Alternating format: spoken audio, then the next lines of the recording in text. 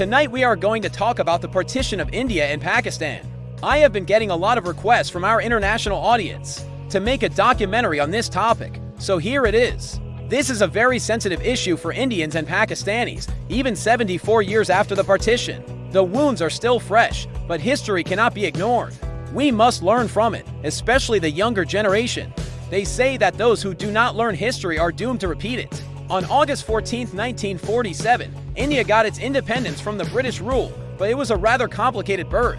The birth of one nation led to the birth of another nation, India and Pakistan, to separate pieces of the same subcontinent. How did that happen? Let me tell you. The Hindu majority areas were grouped together to form India. Areas with a Muslim majority became Pakistan. The word Pakistan was coined by Chaudhry Rahmat Ali, a Muslim activist from Punjab. He addressed a letter to the Viceroy of India and called the proposed state Pakistan, which he said stood for the homeland of the Pakistan nation. This is what the word Pakistan means in Urdu. The word Pakistan stands for the homeland of the Pakistan nation. Pakistan, the land of the pure. But why was there a need for two separate states? Well, because the leaders of the Muslim League feared that if there was only one state, Muslims would be at the mercy of the Hindu majority. There would be discrimination, they said, so they demanded a separate state. It's a political move, you could say, but this move led to one of the biggest humanitarian crises of the world. When India and Pakistan were divided, the question of Kashmir became a bone of contention between the two new nations. Both countries laid claim to the region. You see, at that time, the princely state of Jammu and Kashmir was ruled by a Hindu king, but 2/3 of its population was Muslim.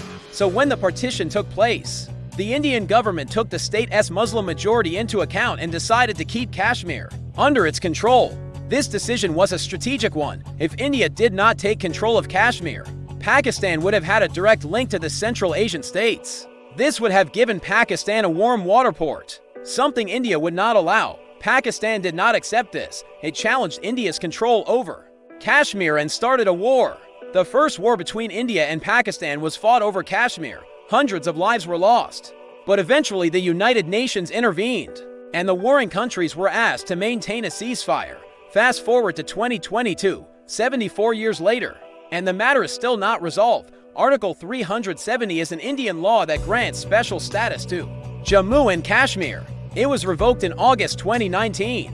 2 years later, the Indian government announced the delimitation of assembly seats in Jammu and Kashmir. What is delimitation? It's the act of setting boundaries for constituencies in a country or a state. The last delimitation in Jammu and Kashmir was done in 1956, so it has been more than 6 decades. The new proposal is to implement the changes by 2024.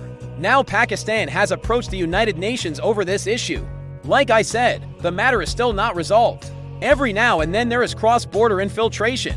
Sometimes there is an exchange of fire along the line of control, and all of this results in civilian killings. Who will answer for these lives lost?